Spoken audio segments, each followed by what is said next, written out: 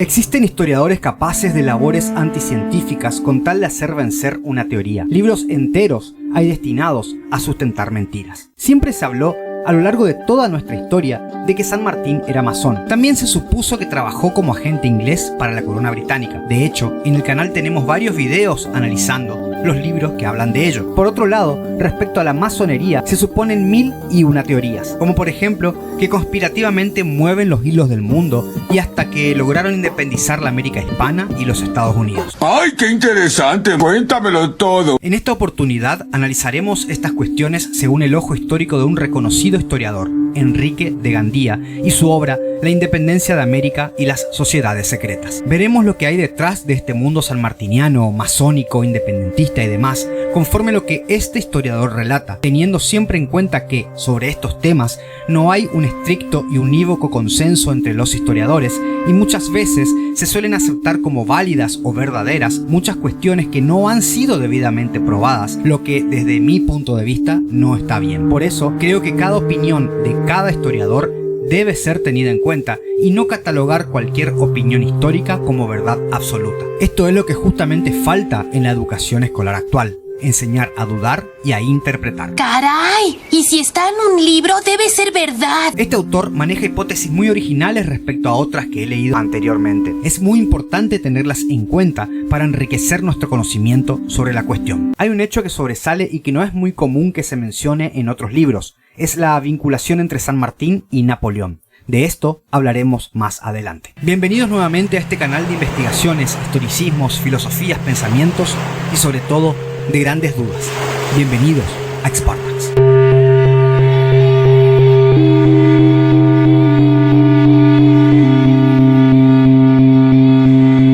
La masonería.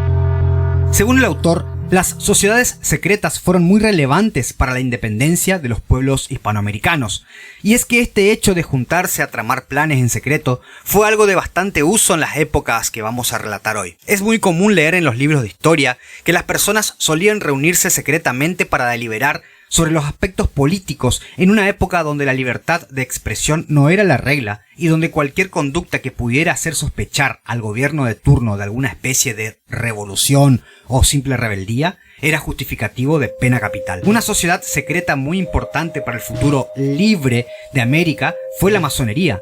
Veremos a grandes rasgos algunas curiosidades sobre ella y sus intervenciones en la independencia. Para el autor, la masonería, sobre la cual se mintió tanto a lo largo de la historia, fue en un comienzo el gremio de albañiles y picapiedreros de Estrasburgo, siendo imposible precisar una fecha exacta de sus comienzos. En una primera época contaban con la protección del Papa y de la Iglesia. Juraban sobre los evangelios mantener en secreto todo lo que se aprenda en la logia.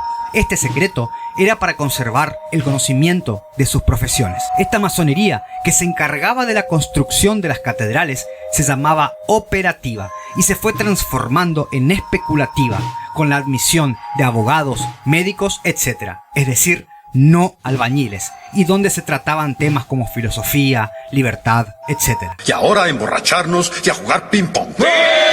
Para el año 1723 se encontraba prohibido admitir ateos. A su vez, no se podía discutir de religión ni de política en las logias. Todas estas reconocían un gran arquitecto del universo, un dios. Señala esto el autor con gran énfasis porque por mucho tiempo se trató a la masonería como antirreligiosa o anticatólica y nada más fuera de la realidad, puesto que era una condición esencial creer en Dios para ingresar a la masonería. De hecho, muchos sacerdotes ingresaron en ella. Una cuestión muy importante a tener en cuenta es que la masonería no siempre fue la misma, fue mutando como mutan las ideas de toda sociedad, de todo ser humano. Por eso suele ser tan difícil definirla. En el siglo XVIII la masonería se subdividió y con ello comenzaron los problemas, que derivó en mutaciones de las ideas de cada una, llegando hasta en ocasiones combatirse las logias unas a otras. Es por estas razones, como así también por la libertad que auspiciaban de aceptar a cualquier persona en sus grupos y por el secreto que había en ellas, que los estados y la iglesia se inquietaron y no vieron con buenos ojos sus ideales. Con estos odios comenzaron las persecuciones y las prohibiciones, pero al mismo tiempo y dicotómicamente el ingreso a la masonería de personas de alta nobleza. En el siglo XIX la masonería cambió, se volvió política y comenzó a preocuparse por luchar contra el absolutismo, es decir, contra el poder sin límites de los reyes. Es en este tiempo que la masonería hispanoamericana interviene en la política, pero no como muchos piensan siguiendo órdenes de logias inglesas. Según Gandía, esto es una leyenda, porque cada logia se gobernaba a sí misma, ya que existían muchas, y algunas tenían ideas contrapuestas. Unas eran partidarias de la monarquía y otras de la república. La historia de cada país tiene la historia de su masonería, nos dice el autor. Otro tema que el autor habla en casi todo el libro es el hecho de que muchos historiadores aseveraron que hubo en la historia americana, y más que nada en los tiempos de San Martín, una masonería que en realidad no era masonería. Para él esto es una falacia, ya que los grupos que no eran masones estaban bien diferenciados de los masones. Por ejemplo, los carbonarios o los comuneros, y tenían sus propios ideales. Entonces, para que quede claro, la masonería no fue una sola, sino muchas, hasta llegaron a tener ideales distintos en muchas épocas. Según el autor, la masonería en la ciudad porteña tuvo muchos cambios. Históricamente, su primera mención en libros fue debido al hecho de haberse supuestamente encontrado unos mandiles y otras prendas masónicas que habían volado al aire debido al viento y vio medio Buenos Aires en la época del virrey Sobremonte.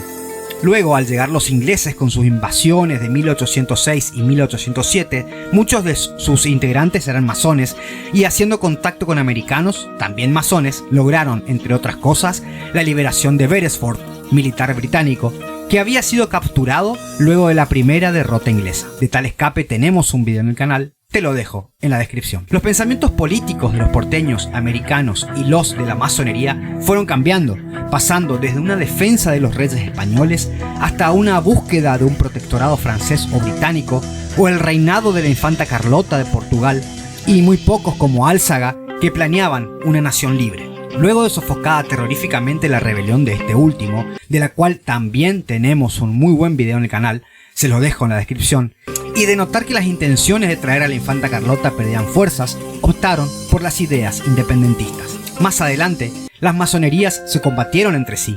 De hecho, hubo masones que luchaban a favor de la independencia y masones que se oponían a ella. Los masones porteños eran enemigos de San Martín ya para 1820 y de la logia chilena. Fueron los masones de Chile, como veremos más adelante, los que no permitieron que San Martín pase el ejército de los Andes a Mendoza y a Buenos Aires para hacer frente a 20.000 hombres que la Santa Alianza concentró en Cádiz para aplastar Buenos Aires.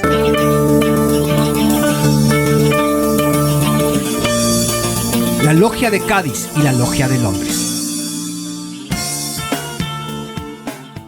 La masonería estaba infiltrada en el ejército español. Cádiz, en España, fue en el siglo XVIII un conocido centro de masones. Allí se iniciaron muchos hombres de armas que partían luego a América y fundaban ahí otras logias. Según el autor, en Argentina hay historiadores que discuten el carácter masón de la denominada logia de Cádiz y otros que consideran que Francisco de Miranda, desde su supuesta logia de Londres, comandaba a distancia las cuestiones durante la emancipación americana. Según el autor, esta es la verdad respecto a las logias y no otra. San Martín y demás hombres vinieron a América para liberarla del absolutismo y transformarla en una gran nación. Para ello, fundaron la Logia de Londres, también llamada Logia número 7, por orden de la Logia de Cádiz, también llamada Logia número 3, y masónica. Ya en Buenos Aires, fundaron la Logia Lautaro. Esto hace caer la teoría de que Miranda la haya fundado. Al parecer, este error histórico fue obra de Bartolomé Mitre, quien, a pesar de saber la verdad, no la creyó exacta y prefirió dar crédito de esa fundación a Miranda, naciendo así el error en los demás historiadores futuros que se copiaron unos a otros. Francisco de Miranda.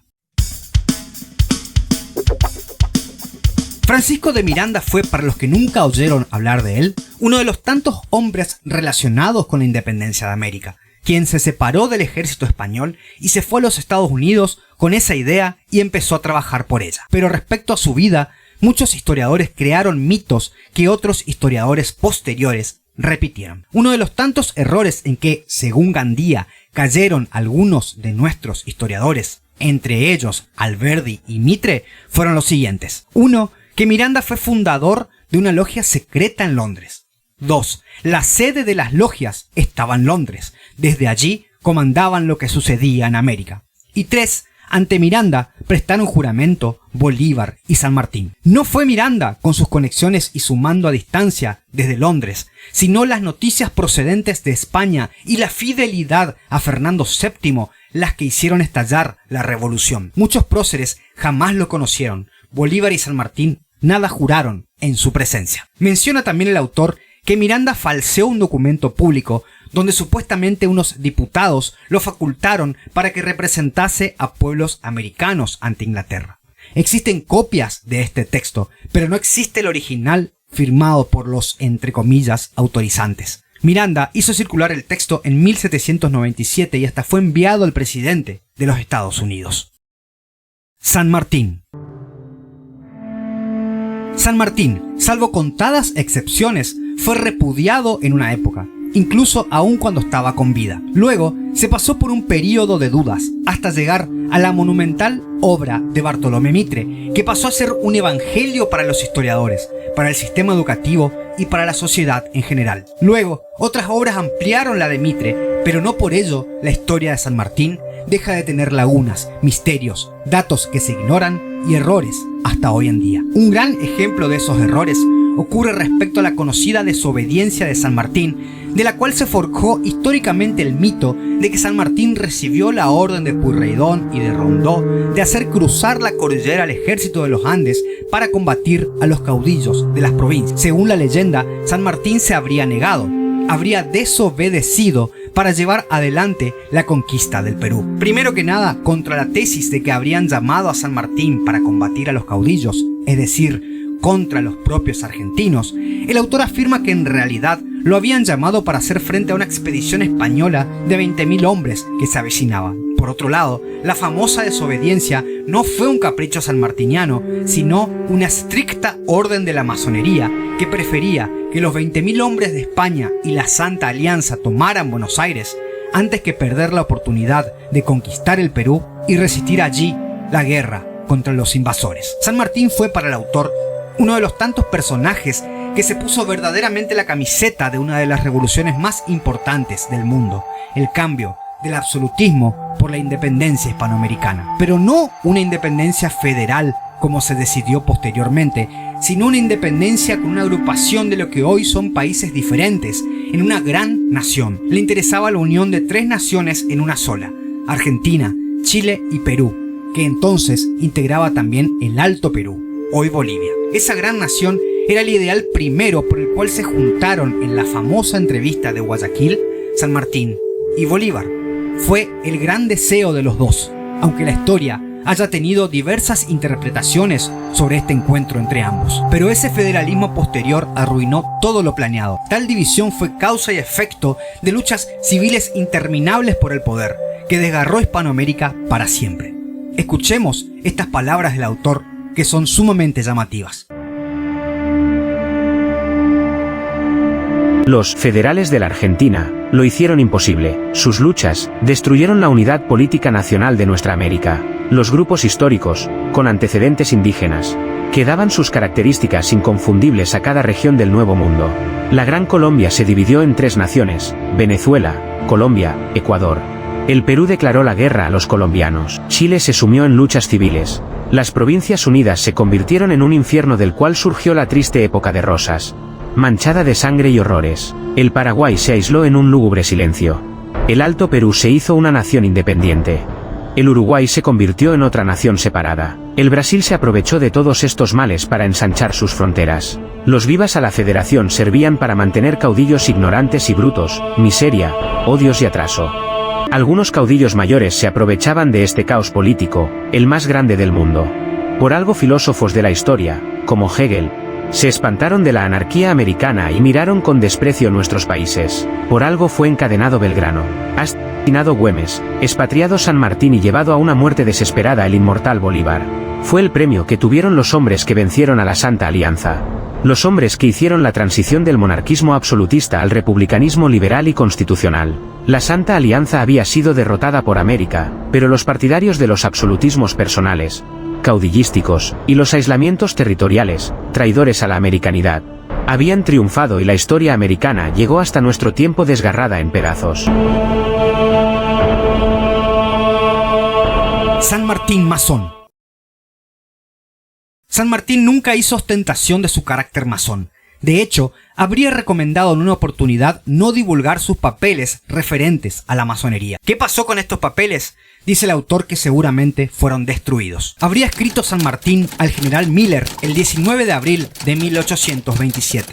No creo conveniente que hable usted lo más mínimo de la Logia de Buenos Aires. Estos son asuntos enteramente privados y que, aunque han tenido y tienen una gran influencia en los acontecimientos de la revolución de aquella parte de América, no podrán manifestarse sin faltar por mi parte a los más sagrados compromisos. No obstante, esta actitud de ocultar su carácter masón se refleja en la forma que redactaba sus cartas. No solo utilizaba frases como por ejemplo la sociedad, de los amigos, etc., todos, según el autor, términos masónicos que nadie puede discutir, sino que también utilizaba el símbolo 00 o propio de la masonería, que representaban eslabones de la cadena que une fraternalmente a los hermanos masones. Por otro lado, el hecho de afirmar que San Martín fue masón produjo muchas dificultades también en épocas posteriores. Un gran ejemplo de ello sucedió con respecto al traslado de sus restos, ya que al traerlos a la Argentina en 1880 y para que se lo pudiera alojar en una catedral, debido a la repulsa de la iglesia con respecto a la masonería, se tuvo que crear la versión de que las logias a las que pertenecía San Martín no eran masónicas. Pero, como dijimos anteriormente, para Gandía esto es una completa falacia. ¿Por qué San Martín se fue de España a América? Esta sin dudas es una pregunta que durará toda la eternidad y por la cual encarnizados historiadores se han peleado a lo largo de la vida. El autor tiene su interpretación. Es la siguiente. San Martín había venido de España, autorizado por este país para partir directamente hacia Lima, pero el 14 de septiembre de 1811 se embarcó en Cádiz rumbo a Londres con otros masones, llevando el encargo secreto de la logia número 3 de Cádiz de fundar otra en Londres con el número 7. Pero las intenciones de San Martín iban más allá de las popularmente conocidas por todos.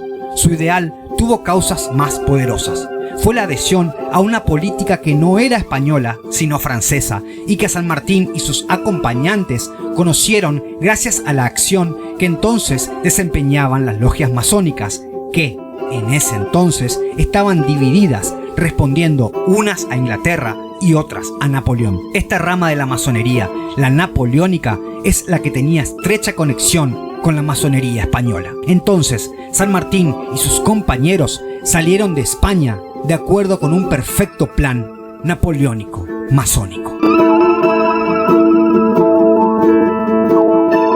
¿Por qué Napoleón? Según Gandía, el Corso en 1812 temía que Gran Bretaña conquiste las tierras americanas o que otras potencias tomen intervención en ellas, pues esto reflejaba un peligro para el imperio que aquel estaba forjando. Pero al enviar emisarios a fines de convencer a los americanos a someterse a su hermano José, a quien había dejado a cargo de la corona española, recibió un profundo rechazo. Por ende, su última carta bajo la manga fue la independencia del Nuevo Mundo, para que no perteneciese a nadie.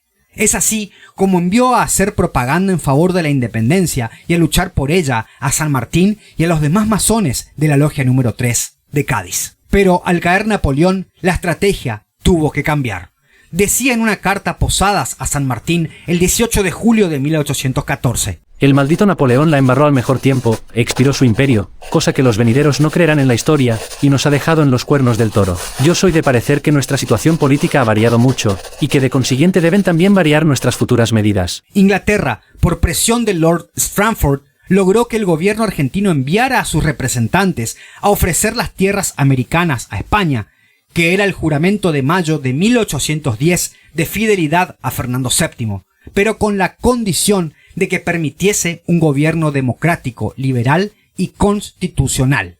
Fernando VII se negó y por este rechazo el Congreso de Tucumán declaró finalmente la independencia el 9 de julio de 1816. La Logia Lautaro. San Martín, una vez llegado a Buenos Aires, comprendió que era preciso constituir una nueva logia, separada de las demás. Esta logia iba a reunir a los hombres más importantes de cada partido. Tal reunión se llamó Gran Logia, para luego pasar a llamarse Logia Lautaro, en honor a un guerrero araucano. También fue denominada de Caballeros Racionales. Esta logia contó con muchos afiliados, entre ellos militares, hombres notables y políticos. Masonería e independencia. Fue tal la intervención de las logias que la masonería se ramificó velozmente, incorporándose militares, civiles, religiosos, comerciantes, llegando hasta el punto de que ninguna decisión importante se emitía sin el acuerdo de ella. La masonería era algo común y corriente en Buenos Aires, dice el autor. La masonería dirigió la Junta de Mayo presidida por Saavedra, pero no lo pudo hacer con el triunvirato. Así, llegó el momento en que desembocaron en Buenos Aires San Martín y demás hombres precedentes de Londres y tomaron el poder. Fue la masonería la que logró la reunión del Congreso de Tucumán y logró también que se declarase la independencia, concluyendo tal sociedad en 1820. Hay opiniones de otros historiadores que, hasta la actualidad, constituyen uno de los mitos más grandes sobre la independencia americana. Son los siguientes: que Gran Bretaña, por medio de la masonería, dividió Hispanoamérica para dominarla económicamente. Gandía rechaza tales afirmaciones. Sobre tales teorías hay varios videos en el canal. Les dejo los links en la descripción. Postdata. Porque en mis videos hablo de libros, de autores y analizo hechos históricos citando fuentes en vez de hablar objetivamente de historia. Porque la historia no es un armazón objetivo como mucha gente tiende a pensar. Cada libro que analicemos tendrá la interpretación de esa persona que lo escribe. La gente se vive peleando pensando que la historia fue así contra la historia que fue asá, pero la verdad es que nos es imposible alcanzar la realidad de los hechos. Solamente tenemos lo narrado, lo interpretado, los pareceres de cada escritor. No existe una sola verdad. La historia de San Martín, aunque no parezca, aún está en pañales. Aún al día de hoy se suelen suponer cuestiones que no fueron realmente indagadas en profundidad. Y esas cosas ocurren justamente por las lagunas, por los vacíos que hay históricos, y en donde muchas personas, muchos escritores pretenden llenar esos vacíos con suposiciones. Y eso es lo peligroso en la historia. Un juez, al no tener pruebas suficientes, debe rechazar la demanda. No puede condenar. Y entonces yo digo, ¿por qué hay historiadores que sin tener pruebas suficientes sobre determinados hechos históricos, sin embargo, igual sentencian, igual definen sus pareceres de modo definitivo, sin dejar abierto el panorama para nuevas interpretaciones? ¿Y por qué sobre todo nuestros países o nuestras culturas a veces están comandados o delimitados por un solo parecer histórico? ¿Por qué? Leyendo historia aprendí que el bien y el mal son conceptos creados por el ser humano y que, como todas las cosas de la vida, mutan, cambian sin cesar. También aprendí que si todo lo miramos con ese ojo binario que tenemos, ya sea por crianza, por educación o por costumbre, y que todo lo divide en blanco y negro, bueno o malo, héroe o villano, seguramente nos llevaremos una gran decepción. Creo que mejor es no aferrarse a ningún principio ni teoría y hacer, como dice Nietzsche, mirar todo desde arriba. Al menos eso creo hoy en día, actualmente, mientras realizo este video. Quizás el día de mañana pueda cambiar de opinión.